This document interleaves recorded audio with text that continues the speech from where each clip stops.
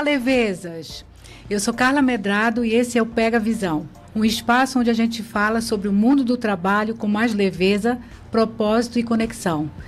No episódio de hoje, a gente entra numa história que nasceu da dor, mas floresceu em amor. Uma história sobre transformar saudade em sabor e criar conexões que vão muito além da mesa. Vamos até o coração de Ananindeua, no Pará, conhecer a senhorita Kim Korean Food, um restaurante que é, na verdade, um legado afetivo e cultural. Recebo aqui os idealizadores desse projeto, Carol e Charles Cota, que decidiram transformar a partida precoce da sua filha, a senhorita Kim, em uma homenagem viva, cheia de amor e sabor. Um verdadeiro tributo. Prepare-se para uma conversa com significado, coragem e muita inspiração, porque quando o trabalho nasce do coração, ele toca nossa alma. Muito obrigada pela participação, pela presença, pelo convite. A gente está muito feliz, muito alegre de receber vocês aqui. E vamos, de forma leve, bater esse papo? Sim, com certeza. Também está muito feliz, né, pelo convite, ficamos bem agradecidos. Que bom. Vamos começar pelo começo? O Levemente traz esse astral para nós, né? Que a gente consiga falar aqui de toda a trajetória, de toda a jornada, de todo o propósito, de tudo que vocês têm superado, né? E ressignificado com muita leveza. Então, eu quero começar falando sobre da dor ao propósito. Vamos dar um zoom vamos dar um olhar, né, nesse começo, para que as pessoas até entendam, porque hoje, quando você entra no restaurante, você não enxerga esse lado. Então, vamos começar por aí? Vamos, você começa? Bora. Eu começo. Bom, da dor ao propósito, né? É bem, assim, difícil para qualquer pai ou mãe que perde o seu filho, né? A gente costuma falar que quando conversa com alguém, a gente fala que a Kimberly, né? A senhorita Kim, por isso que o nome é senhorita Kim, porque o nome dela é Kimberly e o apelido Kim. Ela foi e levou os nossos sonhos, né? Então a gente ficou sem chão, né? Sem saber o que fazer. Levou os nossos sonhos, deixou os dela. Então, naquele momento ali, desesperador, né? A gente tinha que fazer algo, né? E o propósito nasceu de uma promessa, né?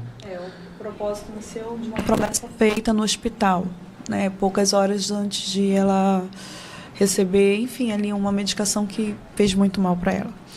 Então, passado ali, provavelmente uma semana, né? Em torno de uma semana, 10 dias. Assim, porque lá no hospital, você pode contar melhor, porque foi esse momento lá com você. Sim. Para distrair a nossa filha, ela teve a ideia de levar um caderno. Então ela estava passando muito mal, né? Foi uma pneumonia muito silenciosa e devastadora, né? Uhum. Então ela estava mal ali, e ali ela teve a ideia de levar um caderno para que a Kimberly pudesse escrever alguma coisa. Porque ela tinha um sonho, né? Ela tinha um sonho de ir para a Coreia. A gente sempre ficava assistindo vídeos, filmes, tudo, dorama, todos juntos, né? Então ela entrou para o mundo da Coreia, acho que aos 9 anos de idade. Então imagina, dos 9 aos 6 anos. Justamente naquele período da febre, né? Nesse período que isso chegou forte no Brasil. Sim, exato. Né? E aí a gente mergulhou com ela também, né? Filha única, então a gente mergulhou com ela. Sim. E aí ela teve essa ideia. Quando eu vi, ela estava muito fraca, né? Enfim, naquela situação bem difícil. Então eu peguei um caderno, lápis de cor, ela amava desenhar e levei para o hospital. Então quando foi ficando assim mais tarde, ao cair da noite, eu olhei para esse caderno e eu falei: filha, vamos escrever o nosso roteiro da nossa viagem, porque a gente vai para a Coreia. Mamãe e papai vai levar você. Ela: sim, mamãe, vamos escrever. Escrevemos o roteiro da viagem. Então, infelizmente ela nem conseguiu terminar todo o roteiro. Quando ela escreveu bastante, né?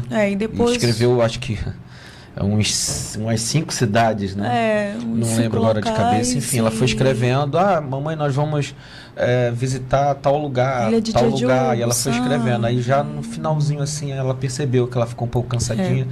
não conseguiu mais escrever, aí já foi ela que terminou. E, enfim, veio acontecer, né? O inesperado, a gente...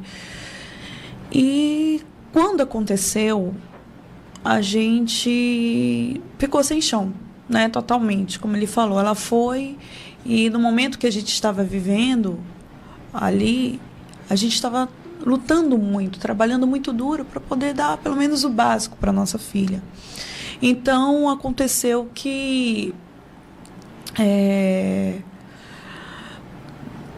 depois que ela partiu, a gente olhou para nossa conta, tinha ali um valor de R$2.000 apenas. A gente não tinha cabeça para trabalhar, não tinha... depois da partida dela, ficou um mês, né, sem quase conseguir um mês, trabalhar, sem conseguir fazer nada. Só que aproximadamente, acho que uns 15 dias depois, eu peguei o caderno e eu lembrei da promessa. E eu falei, a gente vai fazer o que agora? Né, que a gente já tinha vindo de um baque financeiro. Então, o que a gente vai fazer agora? Aí eu olhei para ele, a gente falou, vamos vender comida coreana. A gente só tem esse valor na conta, a gente não tem mais o nosso raio de sol aqui, mas a gente tem uma promessa que a gente fez para ela. Então, a gente vai pegar esse valor, nós vamos investir esse valor e a gente vai levar a nossa filha para a Coreia. Não da maneira que queríamos, mas é o que a gente tem agora. A gente vai honrar. Como se nesse momento o caderno foi o gatilho, né? Foi o ponto que fez vocês entenderem que tinha... Os últimos pedidos dela pra gente ali, né? Uhum. Foi exatamente isso daí, que deu aquela força pra gente, que a gente tinha realmente algum propósito ainda, né? Sim, de superação também, exato. Né? A dor se movimentando vocês para um outro lugar, né? Porque vocês poderiam não sair desse lugar, obviamente, por uma situação natural. Interessante que o propósito de vender a comida coreana naquele momento era conseguir fundos para irmos para a Coreia. Sim. Não era, não era um negócio. Não era um negócio, não, entendeu?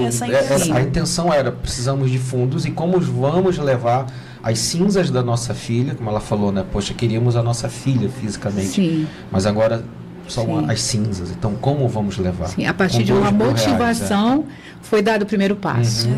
E o que me chama atenção, e é uma curiosidade, né? Porque comida coreana, posso estar falando alguma bobagem, mas eu, como dona de casa e cozinheira, se você me pedisse para fazer algo assim, eu não teria nem coragem, né? Não me parece ser algo fácil de se preparar, né? E como que você acha, como que você traçou, sabe, vou fazer comida coreana. Aí você foi para a cozinha? Então, justamente foi em cima do amor dela que ela tinha pela cultura coreana, né?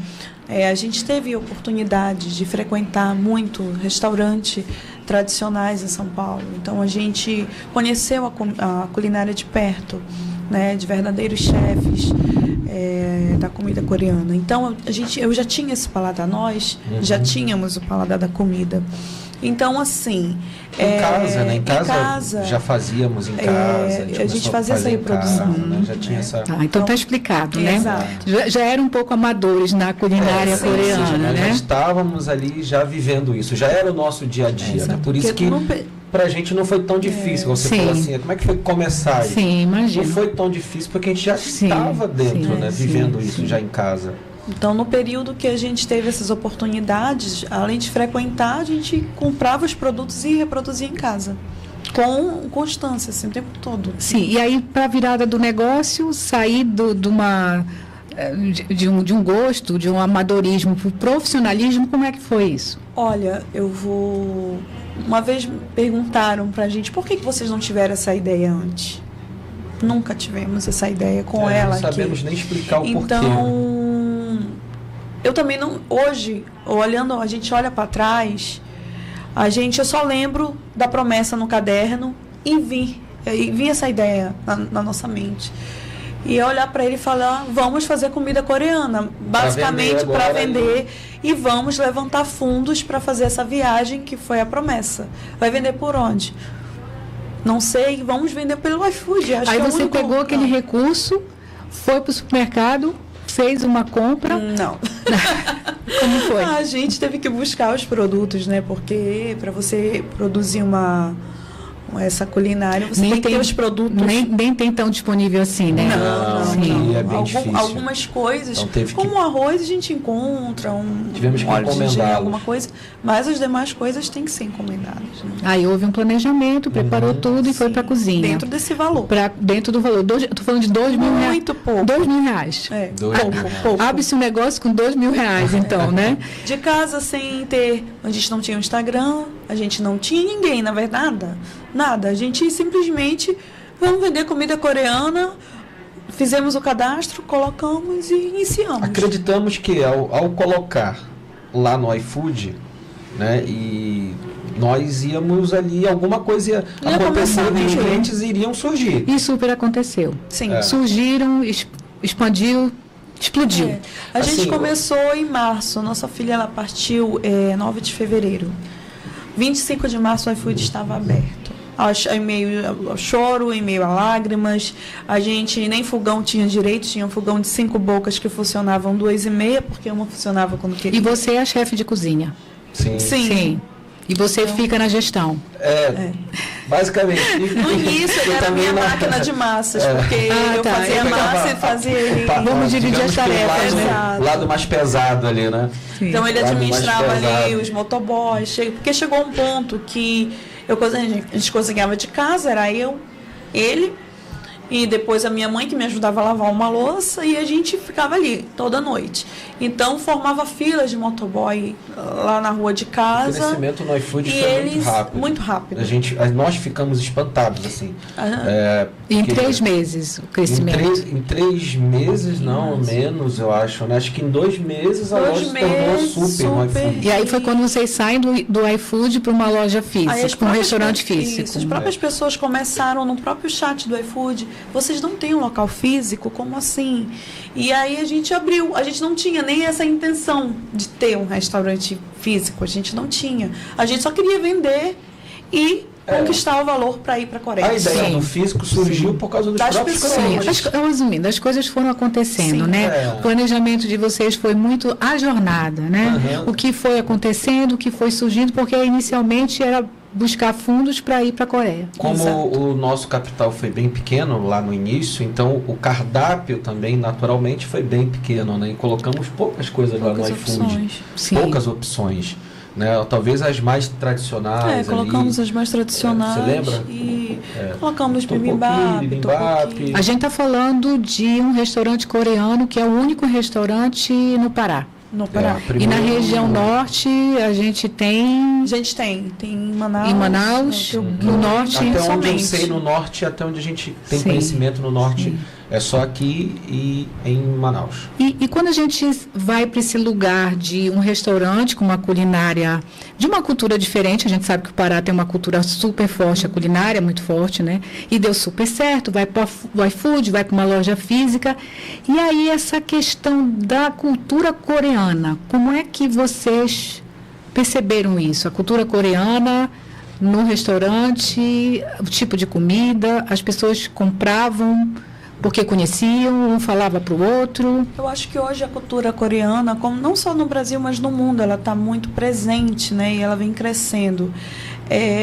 No nosso caso, a gente se espalhou muito. Por causa dos doramas, né? São as novelas coreanas, então, por causa da música coreana, né? Que também virou febre no mundo inteiro. K-pop, né? Exato, o K-pop. E aí acontece que eu acho que isso, né, fez com que, igual nós lá atrás, nós fomos para a comida depois que também já tínhamos o conhecimento do K-pop e dos doramas. Sim. Aí fomos para culinária, né? Então acho que é mais ou menos isso. Então os clientes que já eram fãs do K-pop, fãs do dorama, poxa, quero conhecer o que os meus artistas, o que os meus idols comem. E aí acho que isso facilitou. Então a maioria das pessoas chegam lá já tipo, eu quero, por exemplo, comer o jjamyeon porque é o prato favorito do meu idol, entendeu? Então, enfim, é mais ou menos por aí. E como você falou, a culinária paraense é muito rica. Então, Sim. o paraense sabe o que é bom. Essa é a verdade. O paraense tem um paladar muito apurado. E chegando lá, graças a Deus, o que mais nós ouvimos são elogios. Então, assim, as pessoas provam e veem que é algo realmente saboroso, né? E algo interessante que nos deu muita força no início, acho que na primeira semana, foi que chegou um chat pelo iFood e a pergunta foi: vocês são coreanos? Aí na hora eu me tremi toda, né? Aí a gente, não, mas por que? Tá tudo certo com a sua comida? Aí ela falou: olha, eu sou coreana. E vocês conseguiram. Porque o nome era diferente, a gente já se assustou. Aí ela falou: vocês conseguiram reproduzir muito bem. Eu estou muito feliz. E aí virou a nossa primeira cliente coreana, né? Que legal. Agora sim, saindo um pouco da comida e ainda no restaurante, além da comida, de tudo que vocês estão falando, tem uma pegada de experiência, né? Porque eu vi que tem a quinta e o domingo, que as pessoas... é temática. Sim. Como é que funciona isso? Porque é mais do que servir comida. Como é que funciona isso? O Senhorita aqui em Korea Food, ele não é só um restaurante, né? A gente quer realmente transmitir essa questão da cultura, né? Para que as pessoas, elas cheguem até nós e elas sintam-se na Coreia, ela tenha um pedacinho da Coreia aqui, né? Então, por isso que a gente decidiu, dentro do restaurante, colocarmos a música. Então, as músicas que tocam são músicas coreanas, né? Aí temos uma programação, tem um dia do K-pop, tem um dia das músicas dos doramas, e tem também esse dia, como você citou agora, as noites tradicionais. Noites tradicionais, que é a quinta e o domingo. A quinta e o domingo, onde a pessoa pode ter a experiência de vestir a roupa tradicional Eu achei coreana, isso incrível. que é o hanbok, né? E as pessoas curtem, elas vão, se vestem, tiram foto, faz toda uma brincadeira ali. É muito bacana isso. É muito legal ver os casais, às vezes, vestindo roupas, tirando foto, e aí fazendo cenas de dorama. Cenas e também de dorama. A gente vê muito os pais chegando com seus filhos, suas filhas, né? E elas chegam lá dentro do restaurante, os olhos brilham. A gente já viu até crianças, adolescentes chorando. Poxa. Então, assim, a gente quer levar essa experiência, né, para esses adolescentes. Enfim, na verdade não tem idade, né? Porque é da criança até o idoso. A gente pode falar assim. Acho que você observou, né? Nós temos os totens, né? Dos cantores e dos atores. Então as pessoas chegam lá, aí tiram fotos, querem tirar fotos abraçando. Sim. Enfim, então é essa pegada de ter temática, não só a comida, mas também ter a música e ter... E o público maior e jovem? Como é que vocês enxergam assim, o impacto que tudo isso que vocês estão construindo, como é que vocês enxergam o impacto nessa juventude, no jovem? Olha, é algo muito positivo, é algo que nos traz um conforto. Hoje esses jovens, eles estão tendo uma oportunidade, né, de ter a Coreia, mesmo que num pedacinho de Ananindeua, no estado do Pará. Está valendo, né? Ver a Coreia nesse pedaço. Porque é algo muito difícil, né? Sim. Você...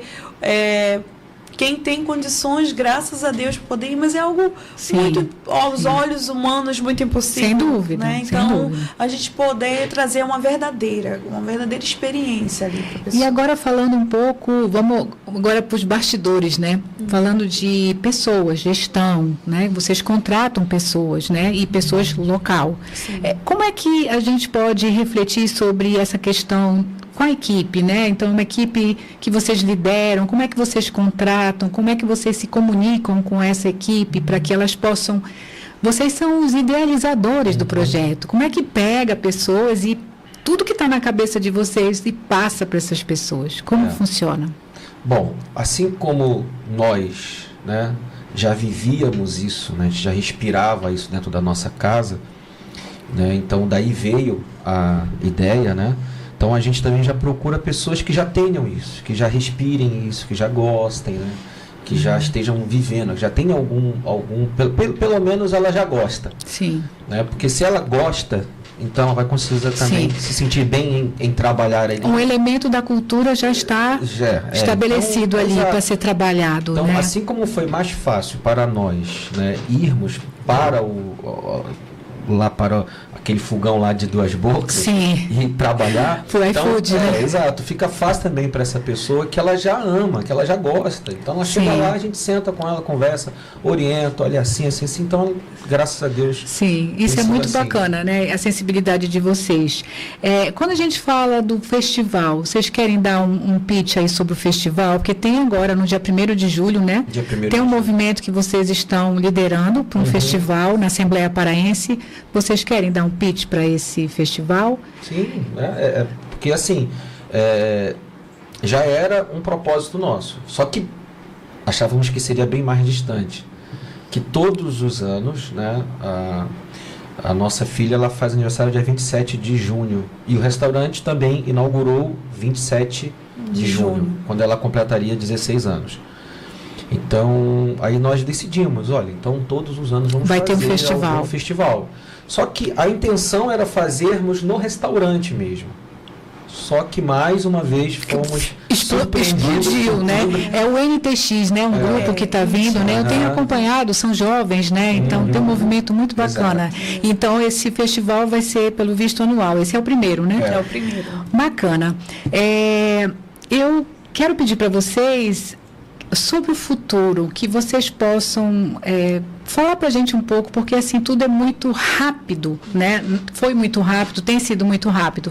Como é que vocês enxergam o futuro e que vocês possam deixar uma mensagem final para quem assiste a gente agora, que a gente está falando com jovens, está falando com empresários, a gente está falando com gente que de repente está passando até por alguma dor, alguma coisa que a gente pode assemelhar ao que vocês passaram. Que mensagem que vocês poderiam dar para essas pessoas que nos assistem sobre o futuro de vocês e como que essas pessoas podem encarar isso em suas vidas? Eu acho que sobre o futuro, a gente vai continuar se empenhando para estar trazendo para as pessoas, né, com verdade, a cultura e a gastronomia, se aperfeiçoando, melhorando, para que a gente possa não só entregar comida dentro de uma casa ou no restaurante, mas entregar como se a nossa filha ela tinha um futuro e a gente ia trabalhar para isso, para dar o melhor para ela. Então hoje a gente quer dar o melhor para essas pessoas, para o jovem, para o idoso, para, enfim, todas as idades. Traduzir esse sonho num grande propósito para as pessoas, entregar isso para as pessoas, né? Exato. Muito bacana. Sim. Alguma mensagem, Charles, assim, que você quer deixar para o nosso público, que o nosso telespectador, nosso ouvinte, quem nos escuta agora, uma mensagem para essas pessoas de tudo isso que vocês embalam, né, com tanta propriedade? Falar para elas que a dor, né, pode ser o fim, mas também pode ser o começo, né? Começo de muitas coisas novas, né? Sim. Depende delas, depende do que essa pessoa, né, por exemplo, vai aceitar para a vida dela. Ela pode aceitar o fim, mas ela pode aceitar ali uma nova história também. Então foi exatamente isso que nós fizemos, né? A gente não aceitou o fim. A gente falou, não, isso não é o fim. Sim. Né? Temos certeza que não é o fim e tem coisas novas vindo. Sim. Então, acho que é isso que cada pessoa que está passando por uma dor igual ou talvez até maior, né? Que não é o fim. Se elas... Isso está muito claro. No dicionário de vocês não existe essa palavra. Não. Né? Ficou muito claro e muito bonito, né? E, poxa, muito rápido, né? A gente até falou isso, gente. A gente vai ficar num papo, numa leveza, que vai passar tão rápido que eu ficaria assim, muito mais tempo com vocês. E a gente batendo esse papo aqui e entregando muito mais aí para quem nos ouve, né? E, infelizmente, a gente tem que encerrar, né? E que conversa... É um prazer. E vocês têm um restaurante que estão inaugurando, né? Sim, dia 27 de junho. E o de vocês em Ananindeua. Quer passar o endereço? Ananindeua fica na Cidade Nova, na WE 25, tá? Número 161. Cidade Nova 2. Certo. Tá? Entre a Providência e a SN 3. E o que vai inaugurar, Van de Kolk, né? Van de Kolk. 575. Vai inaugurar esse mês, né? Opa! Temos... Entre Jerônimo Pimentel e Senador Lemos. Opa, que bom! Vamos ter inauguração no final desse mês, né? No final do mês. E 3 dias depois, o festival. 3 dias depois do festival. Então tá recheado. Então, assim, está bem feliz por tudo que tem Esse festival vai coroar essa inauguração, vai, não é? Com certeza. Estamos bem animados. Bem animado. Muita coisa nova vem acontecendo. Hoje mesmo o consulado coreano entrou em contato conosco e olha que legal. Muito felizes. De Brasília. Sim, eles estão vindo para conhecer um pouco mais da nossa história, vindo e vão visitar, né, lógico, lá o nosso espaço e conhecer a nossa Muito comida. gratificante, né? Muito mesmo. Gente, maravilha, parabéns. Acho que vocês têm uma história, vocês têm uma jornada super potente, cheia de sentido, né? E eu quero muito agradecer por vocês terem compartilhado de forma tão genuína tudo que a gente ouviu aqui de vocês, Bom, né? obrigado. E espero que Deus abençoe vocês grandiosamente, muito mais, para a gente estar aqui em outras oportunidades falando mais dessa história. E, gente, o Senhorita Kim é isso, é mais que um restaurante, é um espaço onde o propósito se manifesta, né? Se manifesta em cada gesto, em cada prato, em cada olhar. E para você que nos ouviu até aqui, fica o convite. Que tal olhar para o seu trabalho com um pouco mais de presença e propósito? Às vezes, uma boa ideia nascida da alma pode transformar não só a sua vida, mas a de muita gente ao seu redor. Até o próximo episódio do Pega Visão, um espaço para a gente lembrar que o trabalho também pode ser um lugar de afeto, cultura e transformação. E não saia daí. Fique agora com Juridicamente Falando e até o próximo Pega Visão.